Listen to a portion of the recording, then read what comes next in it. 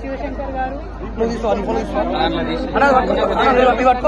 గారు, నాగేష్ గారు, సంతోష్ గారు, యాదగిరి గారు అందరి ఆధ్వర్యంలో పెద్ద ఎత్తున జెండా పండుగ కార్యక్రమాలు చేసుకొని ఆనుకొని ఉన్నటువంటి సురంగల్ గ్రామంలో మరి సంతోష్ గారు వారి తండ్రి జ్ఞాపకార్థం నిర్మిస్తున్నటువంటి బస్ షెల్టర్ ప్రారంభించుకొని వెళ్తా ఉన్నాం. మరి హైదరాబాద్ కూతవేట్ల దూరంలో ఉన్నటువంటి మొయినాబాద్ లో జరగాల్సినటువంటి అభివృద్ధి కానీ జరగాల్సినటువంటి పరిస్థితి కానీ 12 ఏళ్లలో జరగలేదనే భావన ప్రజల్లో కనపడతా ఉన్నది.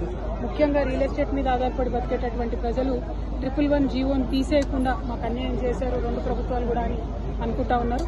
అట్లానే పెద్ద ఎత్తున కూరగాయలతో పండించి మరి ఇక్కడ నుంచి హైదరాబాద్ మీద ఆధారపడేటటువంటి ప్రజలు కూడా మాకు మా ఇంట్లో ఏదైనా చిన్న అవసరం ఉంటే కూడా అమ్ముకుంటే పక్కకు 100 ఎకరాలు ఉన్నది, ఇక్కడ మాకు అంత విలువ లేదు, మా భూమికి 100 కోట్లు ఉన్నది ఎకరానికి, మాకు మా భూమికి అంత విలువ లేదనేటటువంటి ఒక విషయాన్ని కూడా ప్రజలు చెప్తా ఉన్నారు.